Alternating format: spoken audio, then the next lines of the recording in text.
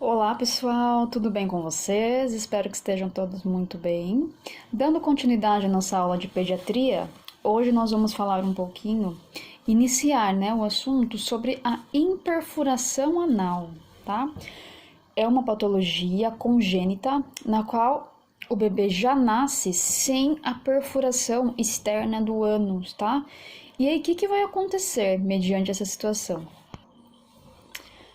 Como a ampola retal não tem conexão com a fase externa para poder realizar a eliminação das fezes, normalmente o RN quando nasce, ele deve apresentar mecônio, né? Mecônio é o nome da primeira fezes do RN. Então é uma fezes de coloração esverdeada, verde musgo, tá? E depois ela vai ficando amarelada, marronzada, de acordo com a evolução do bebê. Então, a partir das 12 horas do nascimento, ele deve apresentar o mecônio. Se ele não apresentar mecônio, já é um sinal, tá? Evidente aí de imperfuração anal ou algum problema intestinal. Distensão abdominal progressiva, então o bebê observa-se, um aumento do abdômen, progressivamente vai aumentando por causa do acúmulo das fezes. Normalmente, durante o nascimento, a pediatra já faz um exame do bebê, um exame físico, tá? E vai verificar se tem perfuração anal, olhar o orifício anal. Em algumas situações, eles até introduzem uma sondinha de aspiração bem fininha, tá? Para conferir se realmente está com a perfuração. Para não ficar um tratamento muito tardio, né? E o tratamento cirúrgico, pessoal, é o único tratamento que existe nesse caso, tá? Normalmente o bebê terá que ficar com uma colostomia provisória, tá? O médico vai analisar a extensão, como que funciona essa imperfuração, e o bebê com certeza vai ficar com uma colostomia provisória, ou dependendo do caso, uma colostomia permanente. Os cuidados de enfermagem mais frequentes é verificar se o bebê vai apresentar o mecônio nas primeiras 12 horas, tá? E como que a gente verifica? A enfermagem não fica 100% do momento com o mesmo paciente, né? Então, assim que o bebê apresentar o mecônio, peça para a mãe, mãezinha, assim que o bebê evacuar, me chama que eu preciso ver, tá? Por que ver? Às vezes a mãe fala que o bebê evacuou, que jogou a fralda no lixo, para poder receber alta e ir para casa. O bebê não pode ir embora, pessoal, sem apresentar a evacuação, tá? Então, peça para a mãe que assim que o bebê evacuar, que ela avise vocês, tá? Para que vocês possam ver. Ah, Nicole, fica desconfortável em falar desse jeito com a mãe. Então, fala assim, mãezinha, assim que o bebê evacuar, me chama que eu vou trocar para eu poder avaliar. Então, a mãe vai ficar grata, né? Por essa troca, por essa ajuda, e vocês estão fazendo a avaliação do bebê também, tá? Além disso, vocês vão estar atentos à distensão abdominal, se por acaso houver alguma, tá? Vão estar atentos se o bebê vai ficar muito choroso, tá? Estar atentos ao orifício anal, podem fazer um exame. Pessoal, esse exame não é invasivo, tá? É observação do orifício anal. Essa questão do exame invasivo é a pediatra que faz. Fiquem sempre atentos a esses sinais e sintomas, tá? E, normalmente, essa identificação ela ocorre na hora do parto, né? Na primeira avaliação da pediatra, a pediatra já consegue avaliar. Mas fiquem atentos aos sinais e sintomas e se porventura vocês identificarem algum desses sinais que eu comentei, comunicar imediatamente a enfermeira e a pediatra, tá? E uma outra doença congênita que tem a ver com o intestino, pessoal, é o megacólon congênito. Não sei se vocês já ouviram falar, é muito comum. Ocorre uma dilatação no cólon, lembrando que o cólon é um intestino grosso, tá, pessoal? Uma hipertrofia, uma dilatação. E aí, o que vai acontecer?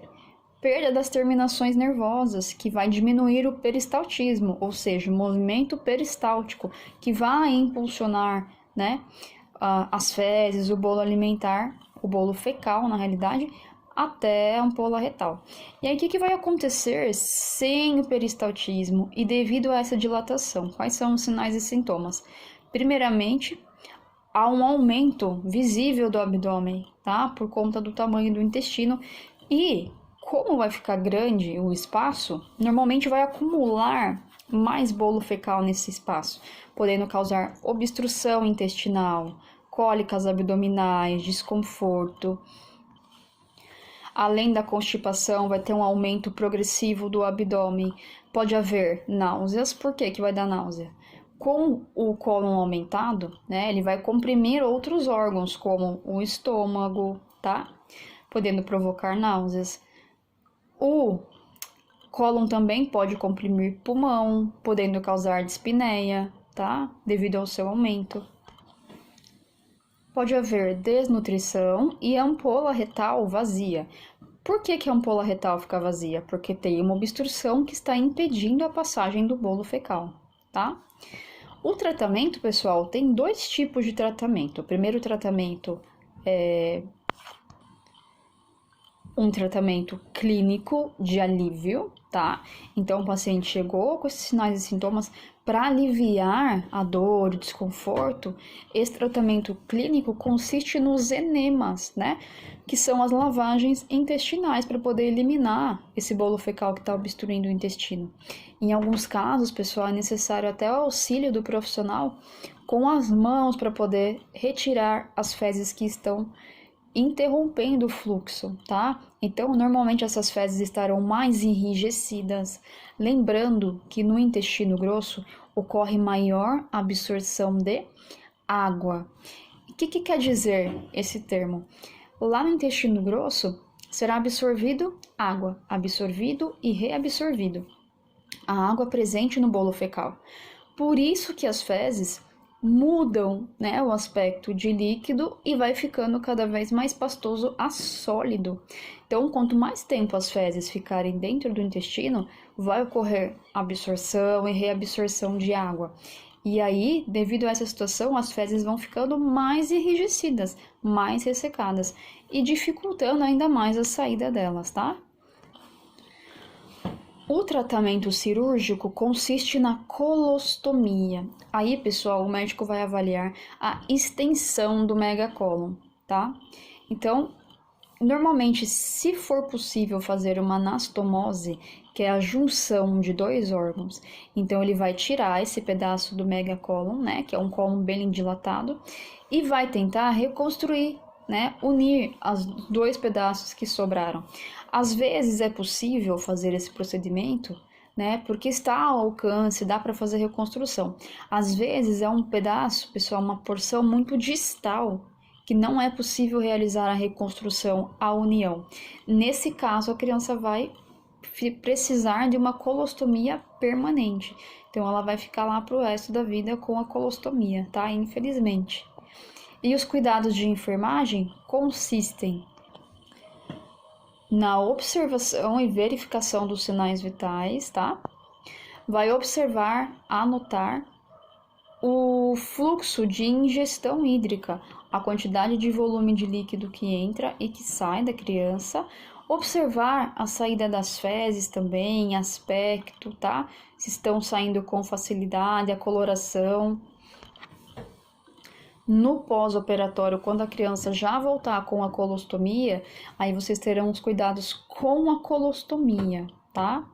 Lembra que a colostomia, realização de uma incisão no cólon para introduzir uma sonda ou um dreno. Nesse caso, vai drenar as fezes, tá?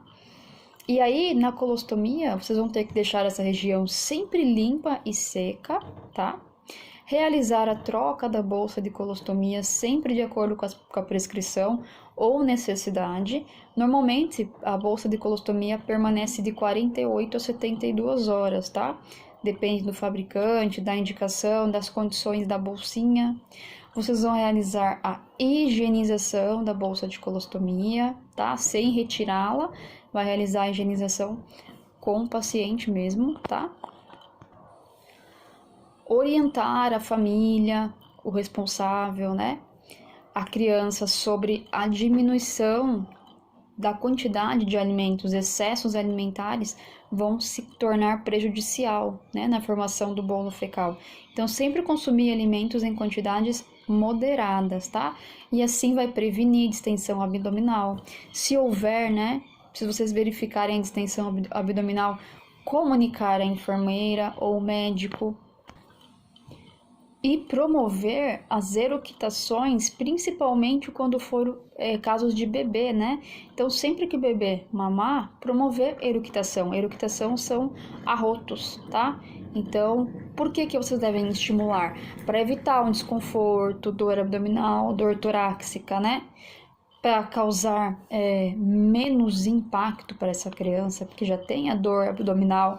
Se acumular mais gases, vai causar, né? Uma situação pior para essa criança. E prestar apoio emocional à família e à criança também, tá? Tranquilo, pessoal? Qualquer dúvida, vão entrando em contato comigo, vão me falando, tá? Agora eu quero começar um pouquinho a falar sobre as patologias mais comuns da infância. Quais são essas patologias? Uma muito comum, muito usual, né, que vocês terão acesso com muita facilidade, chama-se GECA. A sigla, o que significa essa GECA? Gastroenterocolite aguda. Nossa, mas que nome, o que é isso? Se a gente for dividir essa palavra, gastro significa estômago, cólon significa intestino delgado, intestino grosso. Entero significa intestino delgado e it, tudo que tem it significa processo inflamatório, infeccioso. Então, nada mais é do que um processo inflamatório, tá? Na região do estômago, intestinos, né, grosso e intestino delgado, tá, pessoal? E o que vai acontecer nesse caso? Normalmente, eliminação de fezes líquidas e vômito com muita frequência, em um número muito elevado, tá? Quantidade de vômitos e fezes líquidas. E por qual motivo? Quais são as causas principais dessa ocorrência? Então, pode acontecer devido a uma infecção enteral, tá? Por vírus ou por bactéria. E como que se adquire normalmente essa infecção enteral?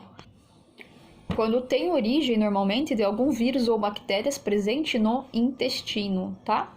Pode ser de origem parenteral distal. Então, esse processo normalmente iniciou em outro órgão distante do sistema gastrointestinal, tá? Então, por exemplo, como otites, infecções de ouvido, infecções do trato urinário, infecções pulmonares que acabaram causando, tá? Quando entraram na via hematogênica, entraram na corrente sanguínea, acaba indo para outros órgãos, tá? E causando esse processo. Pode ser devido também a doenças parasitárias, como ascardíase, ameba, né? Amebíase, giardíase, tá? Então, pode ser também devido a doenças parasitárias. Ou de origem alimentar, que também é muito comum quando dá uma intoxicação alimentar, tá? E quais são os principais sinais e sintomas nesse caso? Febre, náuseas, vômitos, diarreia em grande quantidade, é uma grande perda de líquido, né? Por que perde tanto líquido durante a diarreia? O que acontece? Que acaba até causando uma desnutrição. Lembrando que no intestino delgado ocorre maior absorção de nutrientes e no intestino grosso maior absorção de água. Quando ocorre diarreia, as fezes não saem líquidas. O que significa? Que não está absorvendo água nem nutriente suficiente para o organismo. Então, está sendo eliminado muita água, ficando quase nada para esse paciente, promovendo assim as desidratações, né? Pode haver também cólica, irritação, principalmente quando é bebê, não tem comunicação ainda, né? O meio com que eles se comunicam é chorando, é ficando irritado, agitado. Pode haver fraqueza, palidez, respiração profunda, num caso intenso de desidratação, tá? Fontanelas deprimidas, então essa região fica deprimida, tá? Essa região da cabeça, no bebê, a gente consegue perceber devido à desidratação. Olhos encovados, vocês vão perceber que essa região aqui dos olhos ficam fundas, tá? Consegue observar um sinal de que essa criança está doente, está desidratada. Pele seca, as fezes líquidas, normalmente acontece fezes e vômito, tá? Evacuação e vômito ao mesmo tempo. As medidas preventivas consistem em estimular o aleitamento materno, né? Que é o aleitamento materno são anticorpos naturais presentes no leite, tá? Que vai auxiliar na diminuição, né? Do risco da contaminação de doenças respiratórias, doenças infecciosas.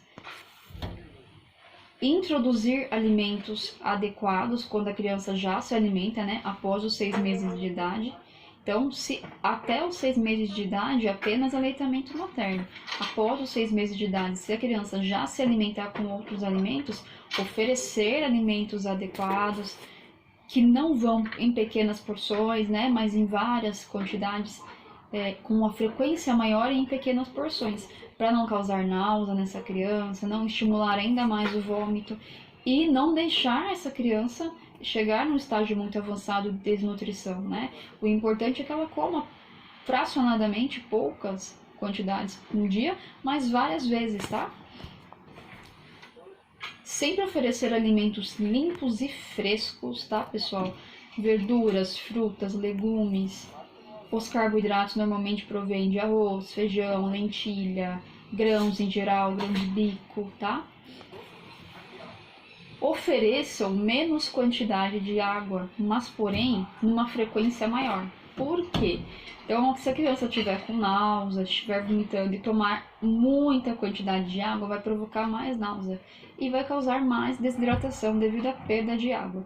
Então, o intuito é repor líquido, né? Dando porções de água durante o dia, porções pequenas, que não vai ter esse problema da criança vomitar, tá? Pois ela já está perdendo líquido por meio da diarreia e assim mantendo a hidratação aos poucos dessa criança. Utilizar adequadamente o vaso sanitário se for possível, né? Se a criança já faz evacuação em vaso sanitário. Toda vez que essa criança evacuar, pessoal, se possível realizar uma higiene íntima, né? Para não ficar o contato das fezes direto com o canal da uretra, tá? Com outras regiões do corpo. Então, sempre realizar uma higiene, manter uma higiene adequada. Com relação ao tratamento, consiste em um tratamento de reidratação por via oral, então vai manter a hidratação, tá? Manter o isolamento para prevenir a disseminação da doença, se for necessário, tá, pessoal?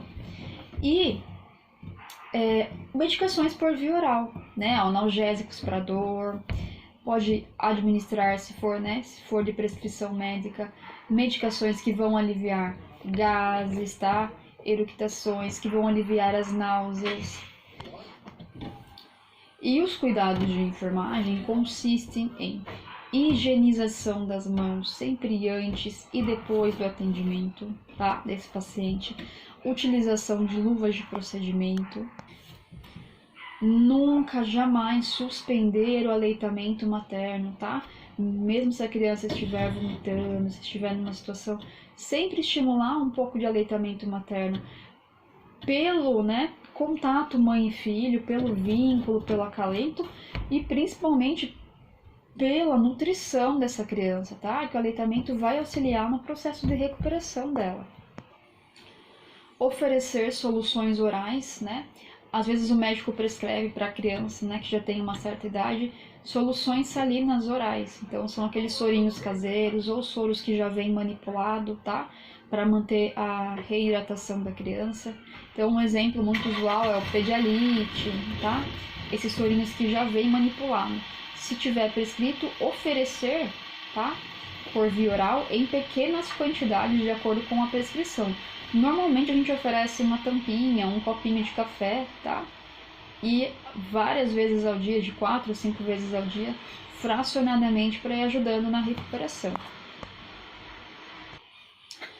Portanto, pessoal, se a desidratação for muito grave, Aí vocês vão suspender essas ofertas por via oral, de acordo com a prescrição médica, e manter somente soluções por via endovenosa, tá? Então, se tudo que vocês oferecerem acabar vomitando, provocando náusea, interromper, né? De acordo com a prescrição, essa administração por via oral, tá? Temporariamente, essa fase é uma fase rápida de nutrição parenteral, tá? Então, não pode passar muitos dias, né, para poder manter o estado nutricional da criança. Então, é uma fase rápida, tá? E deve haver a prescrição médica também. Observar a quantidade das evacuações, as características, o aspecto, tá? A frequência. Então, toda vez que essa criança evacuar, vocês vão marcar a frequência lá. Evacuação presente, tá? As características com relação ao aspecto, se as fezes está líquida, pastosa, sólida, semipastosa, tá? Coloração pode estar amarelada, esverdeada, amarronzada. Se há presença de sangue nas fezes também pode haver, tá?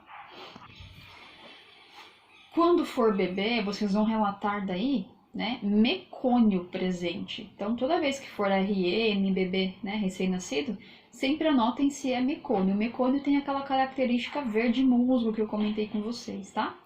Pode ser que haja melena também. A melena normalmente é caracterizada por uma coloração bem escurecida nas fezes, tá?